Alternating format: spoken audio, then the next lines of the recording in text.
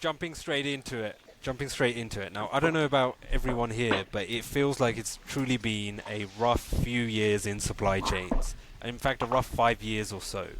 Now, taking us, I guess, all the way back to Brexit in the UK, I think we're still trying to deal with those issues. Then, within a couple of years, we had COVID. And at the time when COVID happened and global supply chains collapsed, we were told things will get back to normal.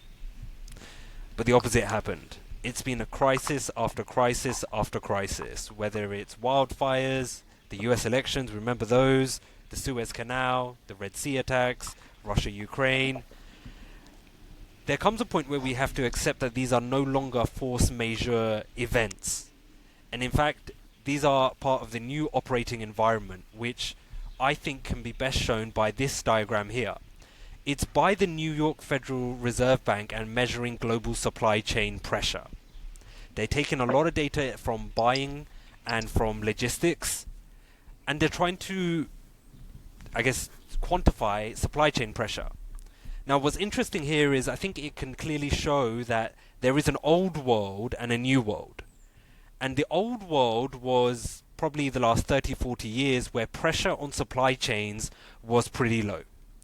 Then comes COVID and pressure shoots through the roof, and it's been volatile since then. All of the issues that we were talking about have happened mainly in the last 5 years. The problem is the tools, systems and processes that we have to manage our procurement and supply chain were built for this low pressure environment. This is where globalization worked. This is where we had lean, just-in-time, global sourcing. And then those very tools and systems, they've collapsed under this high-pressure environment. The problem is the volatility.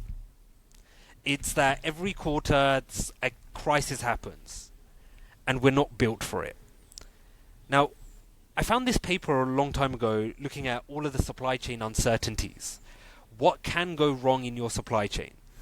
This is everything that can go wrong. It's an overwhelmingly extensive list of things. It could be macro shocks like natural disasters, biological outbreaks. It could be demand fluctuations. It could be transportation issues like logistics or port congestion, information failures. This is an overwhelming list of things that can go wrong. And in this new environment, these things are now materializing. They are now going wrong. And procurement teams are completely ill-equipped to handle those.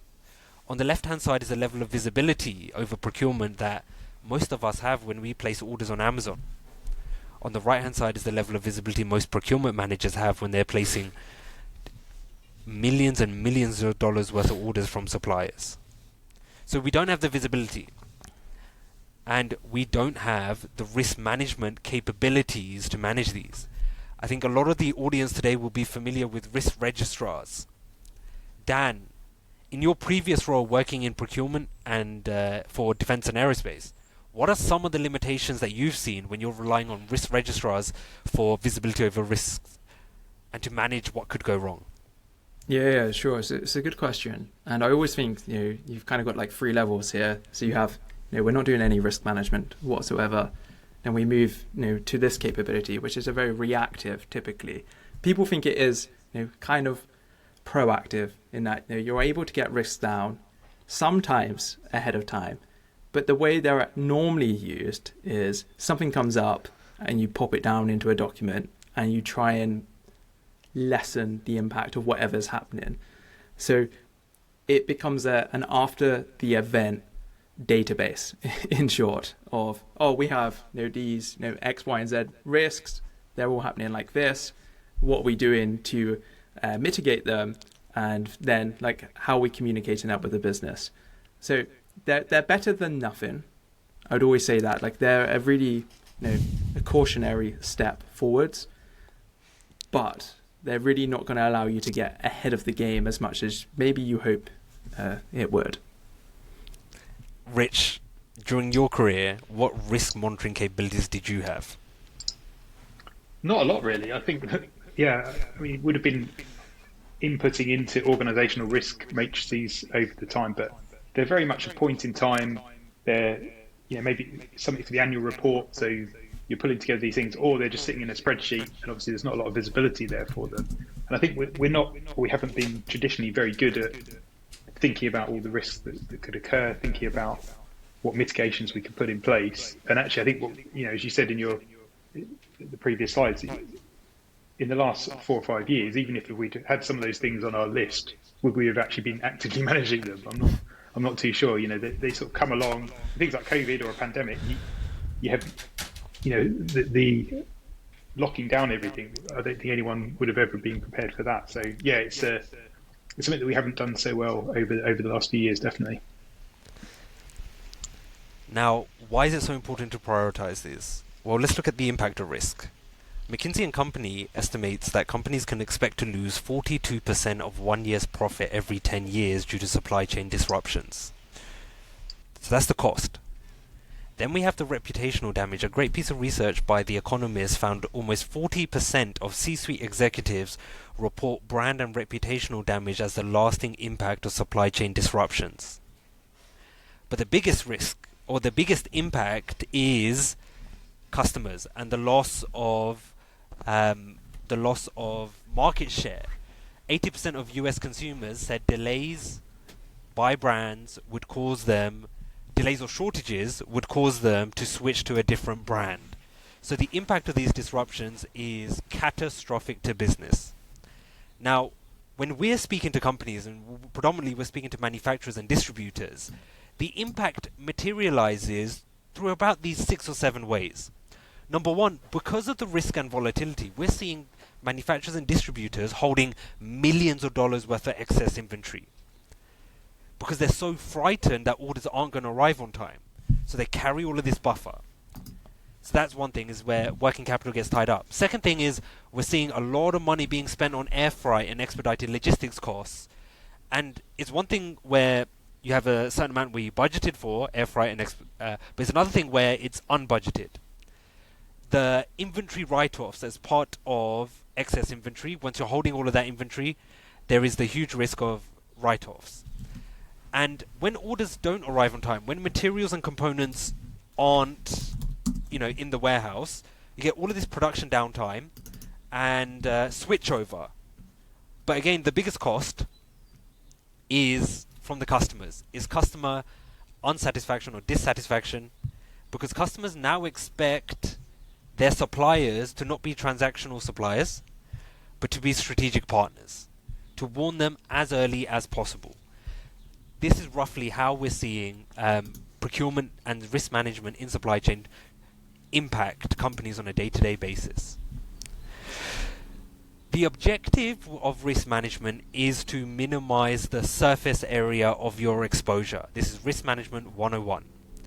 When we are consciously proactive about risk management, the opportunities for something to go wrong reduces. But once we are not conscious, once there isn't a strategy in place, we are reactive and the number of disruptions is very high. Now this is really interesting, this next slide that I want to start a conversation about, because it's never been more important for buyer and seller to effectively collaborate. When risks do materialize in the supply chain, in procurement, the coordination with procurement is critical because every other downstream department depends on it. Your production planners, the production team, the account managers dealing with the customers themselves. Everything downstream depends on the way that procurement and suppliers collaborate. Now, Dan, I would love to bring you into here and get your insights on what is it like collaborating with suppliers when something goes wrong? Yeah, it can actually be super difficult in some areas, right? To even get that information out of them in the first place. Now, you just mentioned, one thing we really want is to be told as early as possible about any disruptions. And often, my experience, especially in aerospace, and it might be, it might sound like the part's not overly important, but people who work in aerospace will realize that pretty much every part you're getting has a very high level of importance. So any tiny delay will then impact your ability to get that to your engineers to start playing around with, if it's development and R&D work, or if it's to actually go onto an aircraft or something like that. So my struggles have always been getting that information out of them as early as possible. They like to communicate problems via email, like to chase you for payment or new work via the phone, and it's just like I'd say a very risk averse approach that suppliers often have around it, but it actually has such a horrible impact further down the line. I used to have a planner that we effectively built an entire planning schedule for an entire 5-year supply chain program with all the dates in and everything like that. And then, of course, what started happening as soon as we started talking with our suppliers that we had contracts with or were trying to get contracts with, delays were happening to that, predetermined plan, let's say, that schedule that we had in place. Fortunately for us, we were doing things a little bit earlier and talking with them up front about this. So I think you almost have to enshrine that way of communicating, contractually, build a really strong relationship. And Adam, you mentioned something interesting, like we want partners. So you really need to make your suppliers feel like partners to get this information out of them. Brilliant. Thanks, Dan.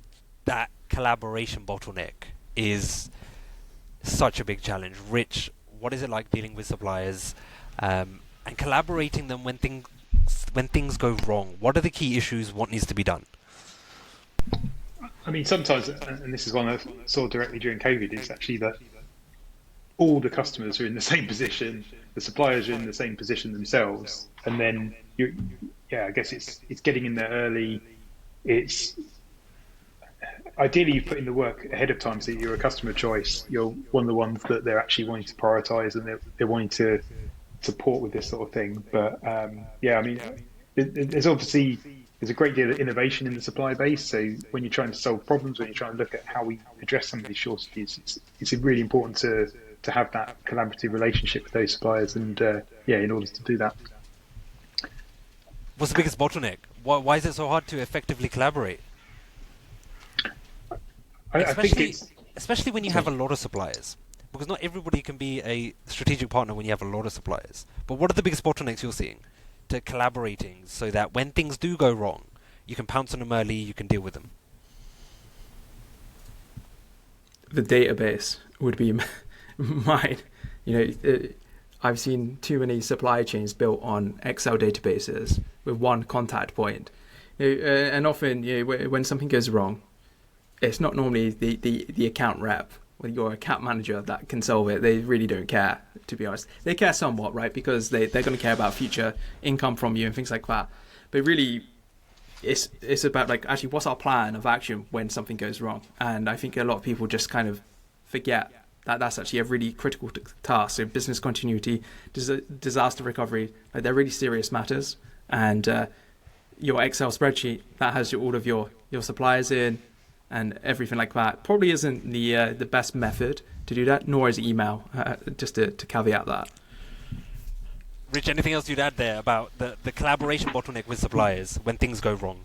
I think it's largely a personal relationship. It's a one-to-one thing, isn't it? So it's difficult. I mean, unless you get a load of suppliers on a call and sort of broadcast out a challenge to them, I think a lot of these conversations happen one-to-one, and then by its very nature, that's it's quite serial in its approach, and you're limited to that. That's a limitation. So I think to the extent that we can be a bit more running these sort of things in parallel and having the ability to reach out to more and more suppliers and have that visibility across the whole supply base, the better. Okay, so Murphy's Law. Remember this big list of things that can go wrong in your supply chain, all of these risks and uncertainties? Well, this is an overwhelming list of things. And in fact, if you give this to a procurement manager or a head of supply chain, they just won't know where to start. Now, beginning to address this issue, we found is you have to categorize these. You have to categorize these and you have to prioritize them. So what do these risks actually look like on a day-to-day basis? Well, a really good way to categorize them is to look at what can go wrong with the endogenous risk. And endogenous is a fancy word for saying within the system.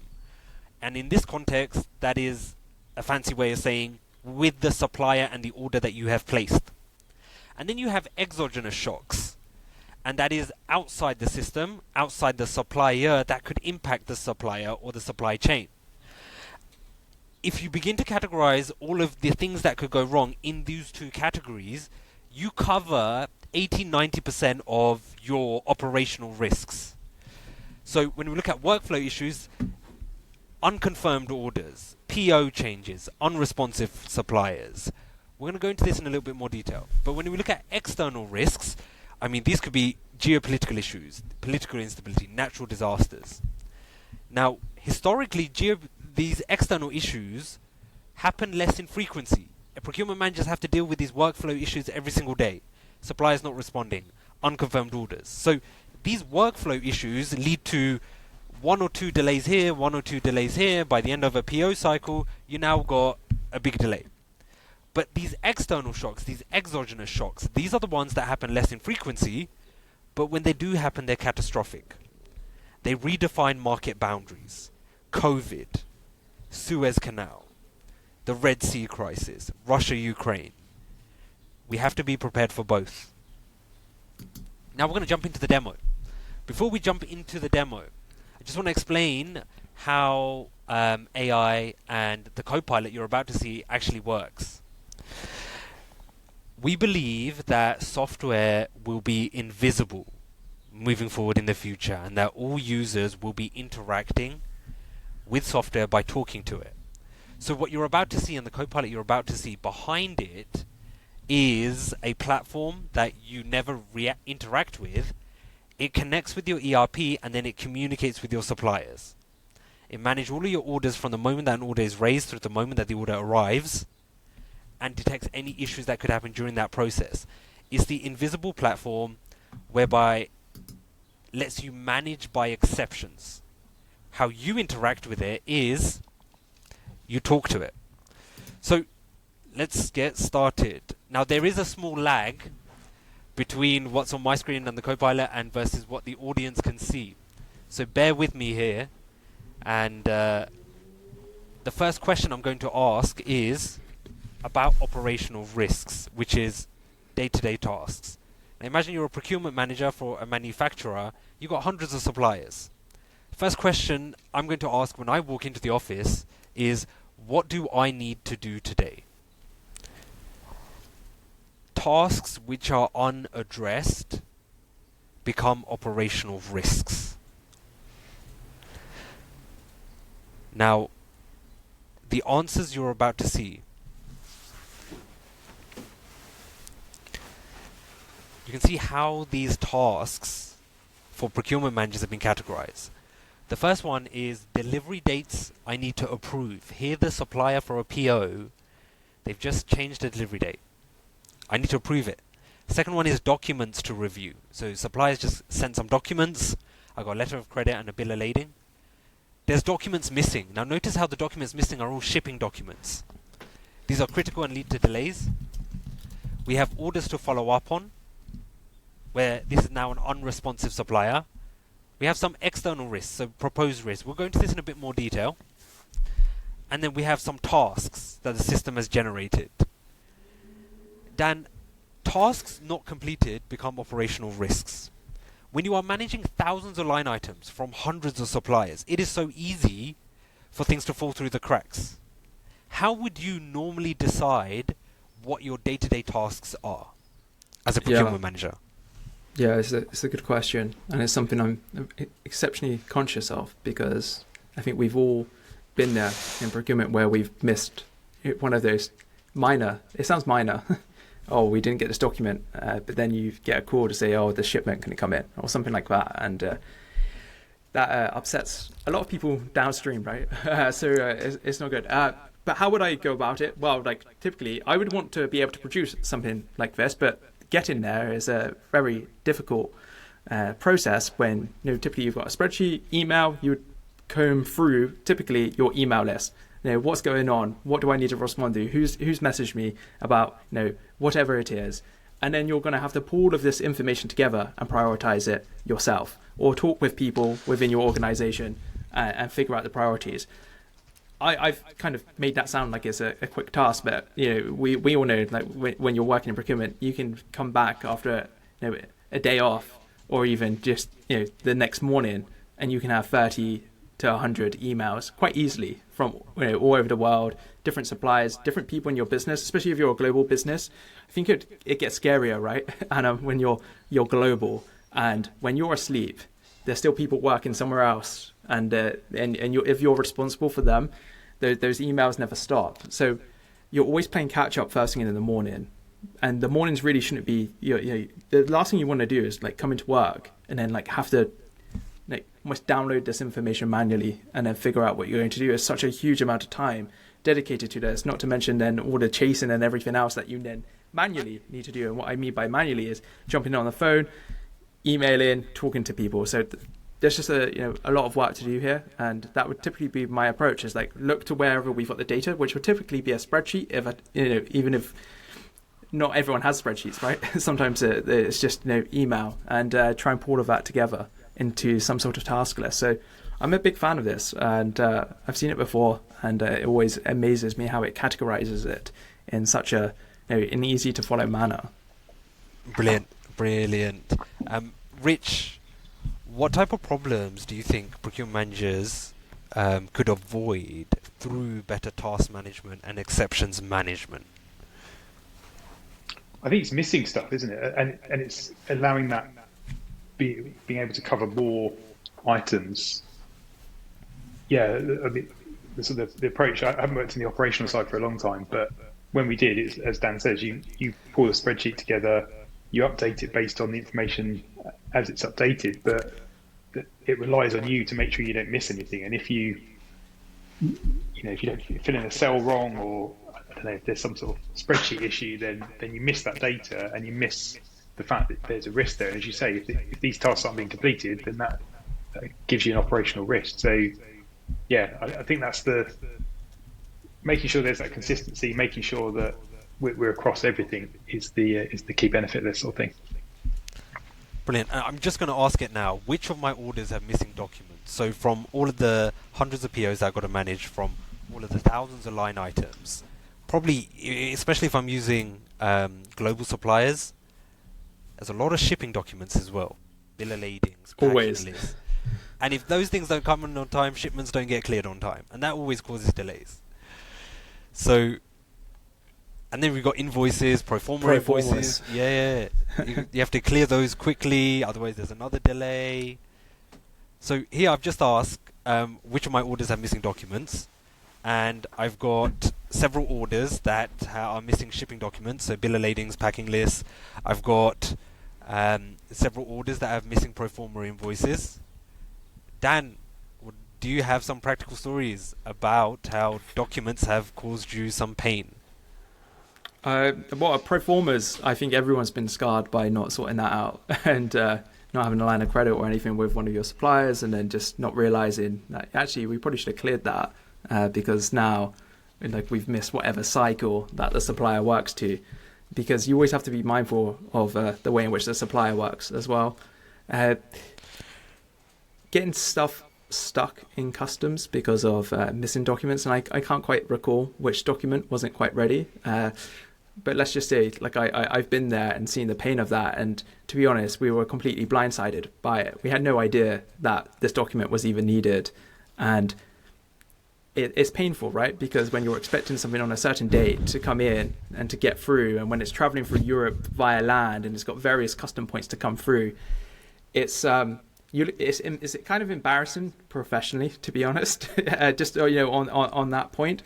But remove the ego there, and actually it's going to have an impact on us being able to do the work, and we're going to have to then do a workaround to maybe put something else in during that slot that we had, to make sure that the program doesn't start eating into sort of those buffer zones.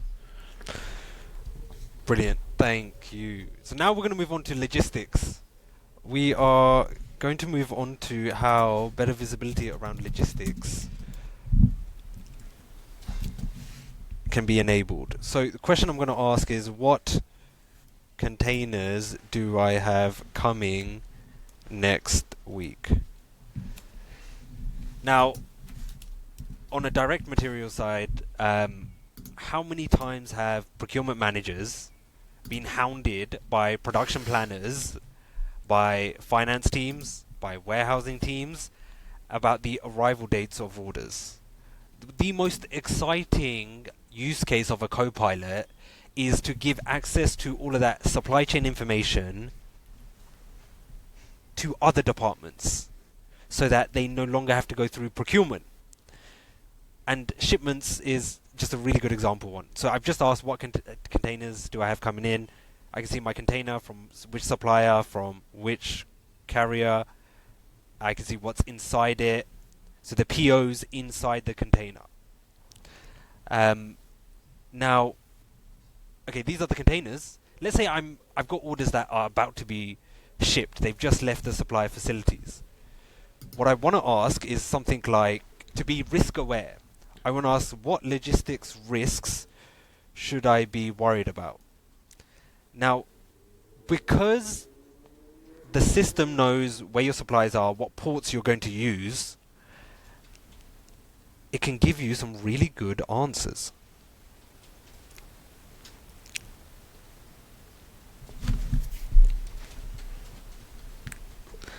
So it's flagged up, you're about to see the answer in just a second, that there's trade disruptions at Israel's port of Eli. And one of your suppliers could be impacted, AL Group. There's disruptions at Haiti's main port, at the port au Prince. There's issues at Nigeria's Kauba port. So it's monitoring all the issues that are going on in ports that you ship with, where your suppliers are next to one of those ports and they use one of those ports. Rich, my question to you is, working in IT procurement, how have you seen procurement and supply chain tech evolve over the years? And especially around procurement and logistics. And what do you think the impact of AI will be? Yeah, I mean, it's definitely gone from being a largely manual process. Even so, my main experience is in strategic procurement, indirect procurement, as you say, IT. So that's anything that we're using to support the operation of the organisation. Yeah, 10, 15 years ago, very no systems whatsoever, just literally Word, Excel, PowerPoint were the main applications that we used. And over that time, we're then seeing a lot more tech coming into the space. I think we've still got challenges around things like data. We've got challenges around onboarding. So sometimes there's systems that are in place, but actually because of lack of training or lack of engagement from the teams, people still prefer to use those things that they've been using. So the Words and Excels and the rest of it. So I think for me, anything that we're bringing in AI to be more than just a buzzword, it's got to be something, as you say, something that's conversational. You can ask it questions. You don't have to have a significant amount of training. And if we got those sort of things in place, then actually we will get adoption of AI, and it will support procurement to become a more strategic function and take away some of these operational tactical tasks.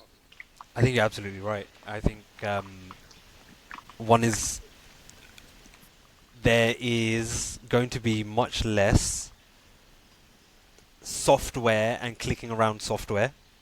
Nobody likes learning new platforms. Platforms will be invisible in the background. And if you can make all technology, that is, you engage with it through natural language, adoption goes through the roof. We spend a lot of time in the developing world. And I mean, we're in factories in the middle of nowhere in Sri Lanka that are producing anything from garments to electronics products. Some of these procurement managers in that part of the world don't even have a smartphone. They don't even use WhatsApp. They don't even use laptops. They use desktops. So we've seen the extreme of how hard it is to adopt tech. And now suddenly, once you make it as easy as using natural language, you can get technology to work at that level. It gets adopted. It gets adopted everywhere.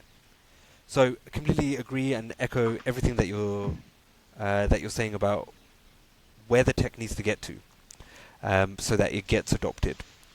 And Dan, would love any thoughts from yourself. I mean, how have you seen tech adoption change And where are you most excited about tech?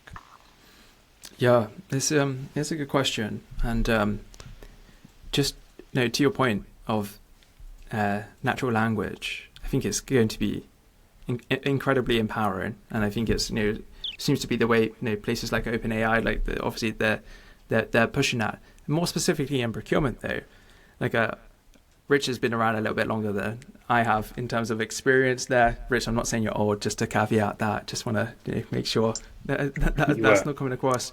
Rich has got incredible experience there. And I've kind of come around and been in and around procurement for sort of 8 to 10 years now. I kind of lose track. And what I've seen is companies with tech, but the tech is so old. Like, honestly, I'm pretty sure one of the very first roles I had, the tech was older than I was, and it was clunky and it was broken, but yet you had to use it.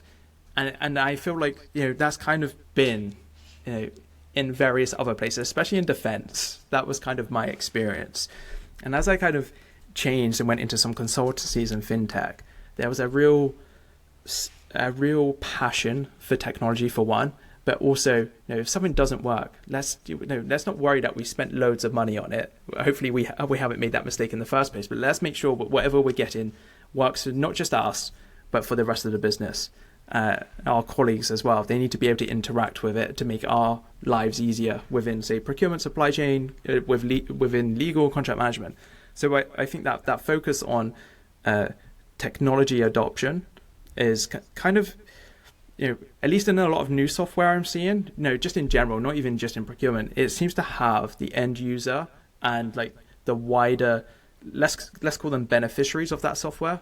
It has them in mind a lot more, and I think that's a really healthy direction to go in. And much to the point you just made about some of the procurement managers that you've met in throughout Sri Lanka, right?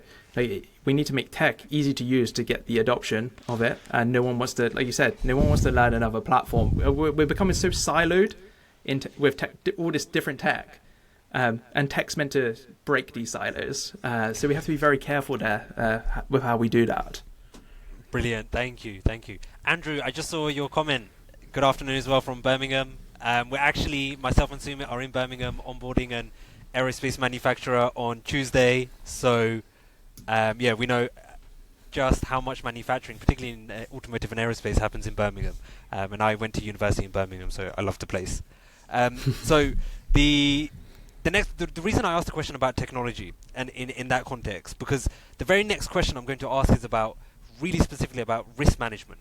So we have technology, we have risk, and then we're going to talk about the big megatrend of the sourcing strategy. So I'm going to ask a question: which of my orders are at risk? One of the biggest issues as to why orders become delayed is because being proactive is so difficult. The data isn't in one place. Imagine if you can just ask an AI something as simple as, which of my orders are at risk? And look at the categories that it's giving the answers out. Unconfirmed orders. So these are orders where the PO has been raised and it's not been acknowledged by the supplier. It's the first point of risk. Orders with missing documents. Orders with unverified documents, so those are orders that I haven't seen. Orders with unassigned Incoterms, delayed shipments, suppliers with external risks. Natural language and AI will enable us to be proactive about risks in a way that makes it very easy. It makes it so easy that we can we can react to issues before they hurt the business. Now, this becomes operational, but Rich, I want to bring you in here, because strategically what we're seeing is companies, they're under pressure because of this new trade environment, because of globalization, to reconfigure their sourcing strategy. And we're seeing, I guess, a lot of sourcing move away from China, move away from other high-risk places, move closer to the UK. The question I've just asked is about operational risk. Strategically, what are you seeing about the way that vendors are picking their suppliers and incorporating risk into their sourcing strategy? And how should they be doing it? I think it's definitely something that's more thought of now. So it was always something that we generally, a sourcing strategy would just have a SWOT in it. and you come up with some threats, and it was all a bit basic. But I think now that there's definitely a much greater concept of risk management. We've got a lot of organisations are bringing third-party risk management programs as well, which started off in the sort of finance area, but is spreading into more and more areas in the enterprise, in different industries. So, yeah, there's definitely a more strategic appetite to measure, monitor, and mitigate these risks.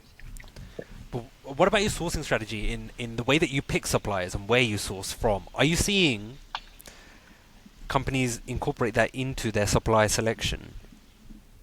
Yeah. I mean, it's got to be a key area.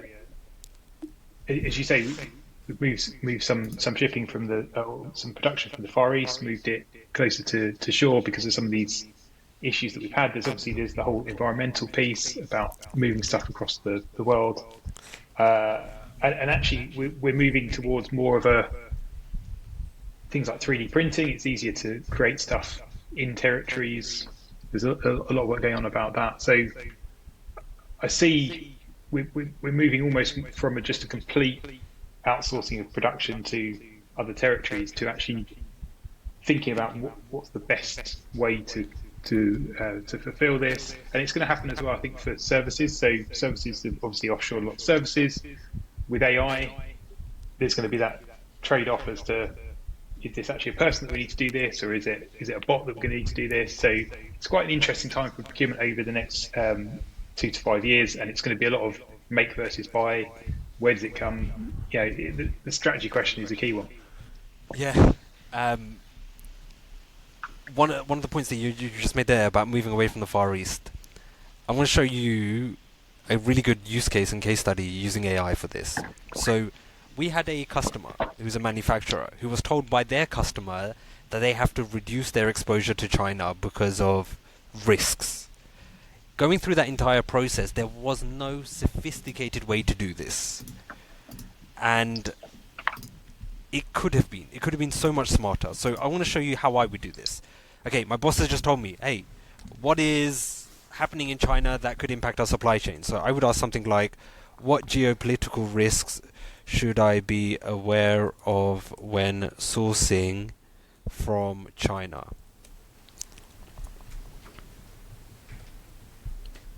Now what's happening here is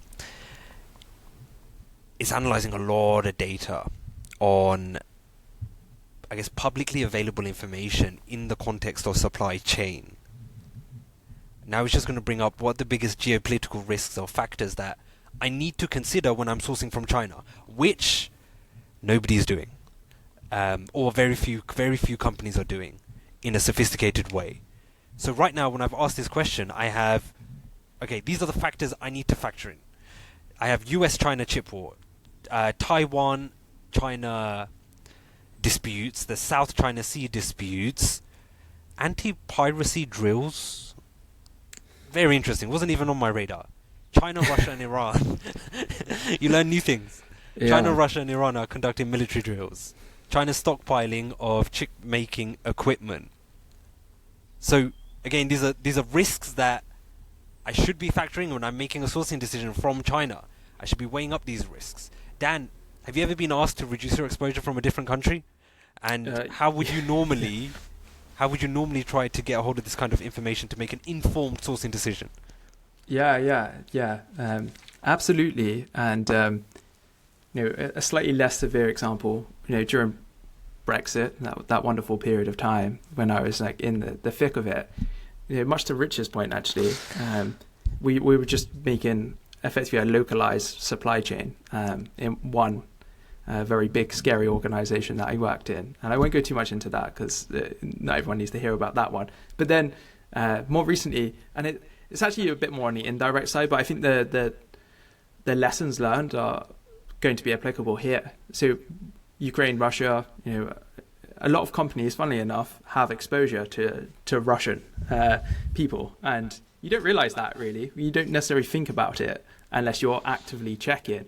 And that period of time, suddenly having to review a supply base of over 500 different suppliers, figuring out where they're based, doing very manual searches actually at the time to figure out like what's their ownership structure, like do they have any ties.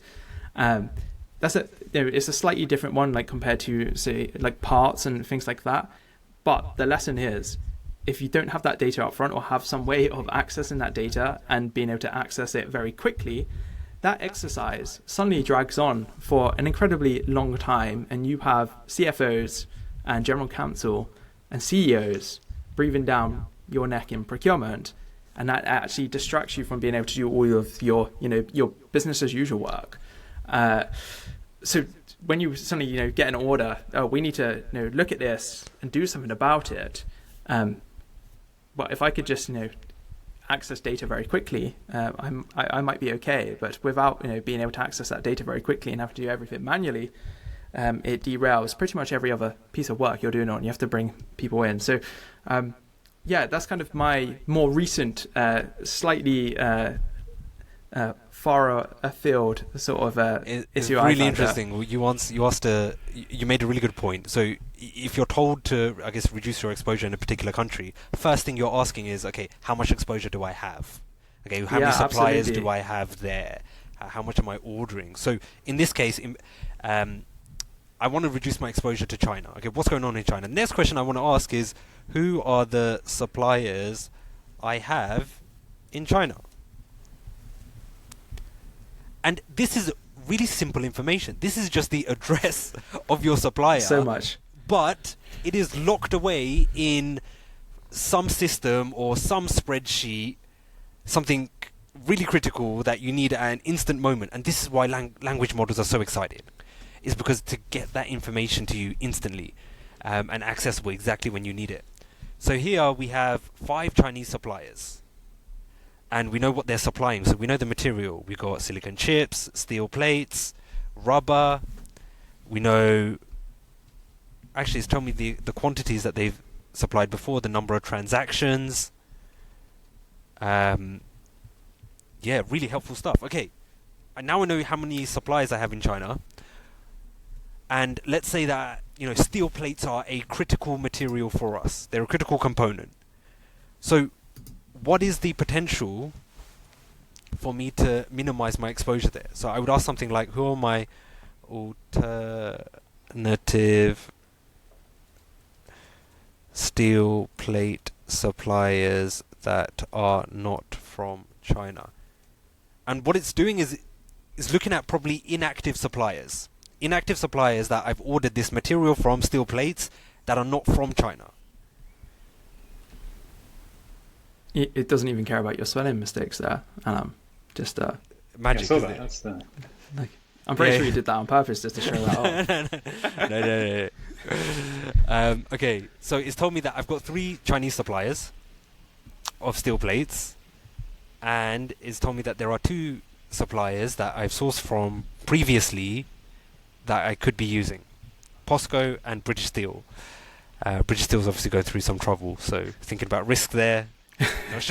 Not sure if that's a smart idea. Brilliant. That's basically the use cases. Rich and Dan, when it comes to risk management, this natural language capability, how would it have made your lives easier? Would you be building different strategies? Yeah, I mean, like my immediate thoughts are, just going back to the one prompt around geopolitical risks, like whoever's been working in supply chain, you'll always have like one ear or one eye to the news, and you'll be, having various sources. You'll have various contacts that you spent a lot of time building relationships with to kind of get that insider information. I know Alex, who isn't here today, but he kind of talks about he's got key contacts, I think, all throughout China, right, that he kind of gets the inside scoop on. But it kind of shortcuts a lot of that need to have that conversation. And I'm not saying this conversation is bad, because there's a lot more, a lot of other, but giving you that knowledge up front and being able to factor that in. If I'm like, I can't imagine, and I'm going back to a period of like 2028, I'd understand anything about the ports in any great detail, any custom. I think, Anna, you and I recently spoke about, the French were blocking the highways with tractors and things like that. I would have no idea. And I used to get a lot of stuff from the EU coming through France, right? So just being able to have all of that information at my fingertips, it really lets me figure out, like, actually, do we need to go to Scunthorpe and bring that, not British Steel, but do we need to bring someone else on board who's a little bit more local? Yeah. you take different decisions. Absolutely. You'd have more insights. Rich, from an indirect side, I know most of what we saw today was about materials, components, from a direct side. What type of questions, or how would the queries for a natural language AI, how would they differ? What type of questions would you be asking it if you want to know about risks to indirect supply? I think it's the same thing to an extent. I mean, clearly, when you look at direct, you've got a load of orders that are sitting within all these different systems. And your example of look at all the suppliers I've got in China. You've got to do some sort of keyword search, and if the data's been inputted incorrectly, then you're not going to get much useful data out of that. So you've got this poor data. You've got a system plan state that's very, very complex. So for me, the thing that this brings is you're bringing a context, so it understands your organization, it understands the context of the global market. It's giving you this real-time information, but it's also allowing you to be a lot more proactive and go out to a lot more greater reach in terms of your risk management there. So yeah, I mean that coverage piece for me is the real benefit here. Fantastic. I would love to bring in some questions from the audience, just from anyone that's commented so far. Catherine, Andrew, Raoul, Raymond, please come in with any questions. My biggest question to you would be, what is the biggest blocker from you implementing risk into your procurement day-to-day and your sourcing strategy? That would be my question to you. But I'd love to hear questions from your side. Like, why is it so hard? How much are you prioritizing it? Are you getting support from your management? Dan, you said, yeah, you're having your CFO and your CEO breathing down your neck. My question to you is, okay, did they give you the budgets you needed to buy the tech to do those things? Fortunately, they actually did. Good. Which was really nice. But that's kind of, I made that point earlier. Early on in my career, there was almost a reluctance to invest or even make a change from archaic ways of working. And, actually, as I moved on and got a little bit more senior in my career, I think all of that just, COVID and everything's happened, I've been able to source a little bit more influence internally. So it has been useful. But like the example I gave you, at that time, though, we actually didn't have the tools. So we did have to do it manually, but it enabled us to go get the tools a little bit later on. A couple months later, we started sourcing for something to help us with that. So silver linings, right? That's all I would say to those kind of issues. But I also know that people aren't in that same position. They don't have that support. They are just getting hammered by their CFO, their CEO, their CEO, whoever it is. To save money, save costs. Yeah, but how? Like, everything's in a spreadsheet. Like, I've got emails every day, and then I've got issues here. My supplier's just called me to say that it's going to be delayed, and I don't know why. They don't really know why. I don't even know that DHL, for example, is shipping this to me. Like, I get a DHL van turn up. Like, how can I not track that when I've just got an Amazon order at home and I can, I literally see the van going around on the map. Like, there's all these weird contrasts with B2B and B2C buying. B2B buying is absolutely broken. And I think more C-suite leaders are coming around to that idea, and I think they are championing it a lot more. At least I've seen that personally, and I have a lot of conversations with people who I think more so this year are feeling that. I think the question is, are they prioritizing it? Yeah, that's a really good point. They might like the idea in principle, but are they making it a priority? Rich, how do you convince C-suite to prioritize investment in IT procurement? Yeah, it's the million-dollar question. It's all got to be about seeing the value, and part of that value is the upside, the opportunities, and the rest of it. There's obviously this whole risk mitigation piece, and as you say, we've seen a load of risks over the last few years. It seems like people have had quite short memories, so there was sort of an investment straight after COVID, but it's almost like people are they want to see things getting back to BAU, and obviously some of these risks have then had financial impacts, which have meant that organisations are being a bit more aware of costs, but procurement's well placed to sort that out as well. So yeah, for me, it's showing that pain point and getting that investment that we need in the function. How do you do it? How do you make such a compelling case?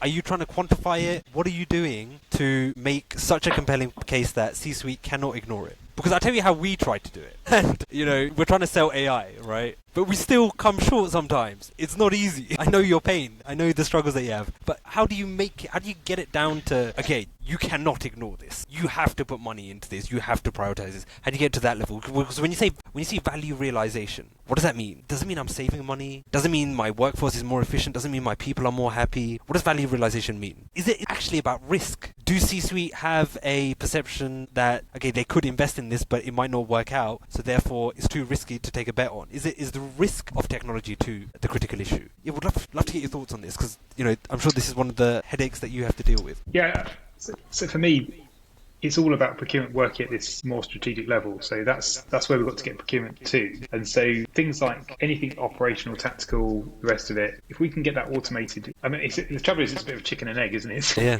Until you've got that investment in those sort of systems, then you're going to struggle to actually free people up to work on the higher value stuff that they're working alongside the CEO. The CEO directly sees the value that they're bringing and therefore wants to invest more. So that is the issue that we're in at the moment. We're in this sort of cycle of the teams that are doing well are the ones that have got those good relationships with the CEO. They can see that they're working at that right level, but a lot of those potentially they weren't doing too much operational stuff in the first place. So yeah, that's the issue really.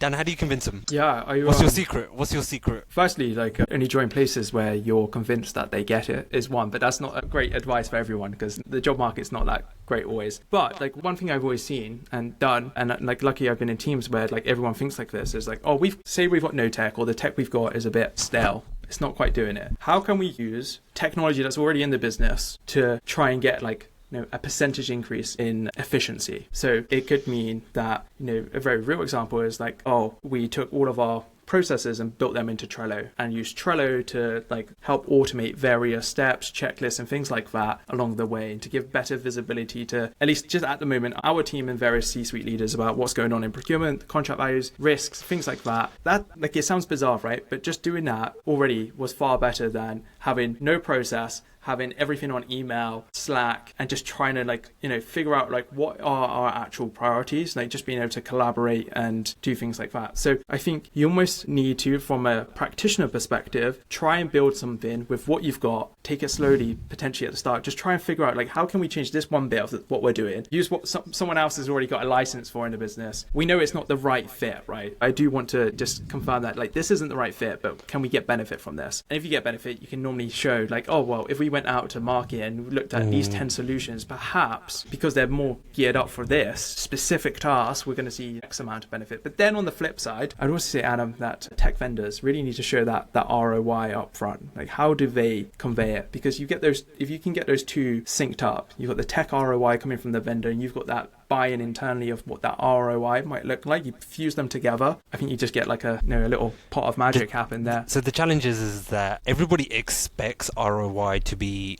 quantifiable. Oh, yeah. So risks is such a good example where risks don't materialize. So they're there, but they don't materialize or they don't impact you until they do. So you can carry a lot of risks and not know about it. Or like, what is the ROI of, freeing up 30%, a procurement manager's time, or 50% of a procurement manager? They could be doing so much. So absolutely. And there is an expectation among C-suite that you got to put a number to it. And I know how important it is, but it's not that simple. And the other thing as an outsider, you guys are both procurement professionals. I was shocked that purchasing and procurement, they buy things all day, but they can't buy tech to help them buy things better. Yeah. It's a funny. Yeah, I don't want to ignite too much here, but often relying on things like RFPs to buy tech and things like that are counterintuitive and productive. Yeah, I've seen that problem arise when I've personally brought tech. I've actually never done like a formal RFP, just proof of concepts, pilots. And that's how you're really supposed to buy tech. That way. It's super fun as well. You get to play around with a lot of cool stuff. You kind of scout stuff in advance, get it in, spend time with it, and then actually coming back to that ROI point, Adam, where it's not always quantifiable. If I can get a piece of tech in, play around with it, build some stuff, and then go and speak with whoever I know holds the budget. Typically, like for me, it's always been a CFO or COO. Go to them and be like, hey, I just did all this cool stuff and I can send it to you. Actually, you can just jump in and do all of this. And like, this is going to make it so much easier. It's proof in the pudding, right? Like, they can see it actually working very quickly within a week. I think it's very likely that I'm going to get some sort of budget or get it as a priority very quickly. So big fan of doing that. Yeah, reducing the time to value. So give value straight away. Yeah, it has to be. And completely echo your point about how you're supposed to buy tech is, okay, this looks interesting, let me test it. Let me run a POC. Let me run a pilot. Let me do that process quickly rather than get 10 people's approval to run a 1-week test, Yeah, it's backwards, right, that approach. Where's the empowerment to procurement? Yeah, I think that's a really good point, and you have to be empowered. That's kind of coming back to my earlier point of like making sure you get into a role where you are empowered that gets this kind of stuff. But you can force that, and you can change that internally as well. You've worked at good places. Some. Rich, any thoughts on this last point about the challenges that procurement have convincing C-suite or getting tech adopted to help them do their jobs better? I think the big issue we've got is that there's a lot of tech required across the organisation, sales, marketing, and we're in competition with all those other functions. And unless the CEO realises the value of procurement, then it's very difficult. The CIO is very focused on the priorities of the CEO, and until we're on that agenda, we're not going to get that investment that we need. And there's only so much resource to go around, and there's lots to do. Yep. Completely agree. All right, fantastic. So I think we've just reached time. I want to say a massive thank you to Daniel and Rich for joining us today. Hopefully we have shown why AI is so exciting for procurement and the first use case about using large language models and to identify risks to make that really easy. Keep an eye out. If anyone is interested in having a play around, just hit up our website and you can have a play around on the software. But once again, special thank you to Daniel and Rich, and hopefully we hold some more sessions like this in the future. So thank you, everyone. Cheers, everyone. Thanks all. Bye.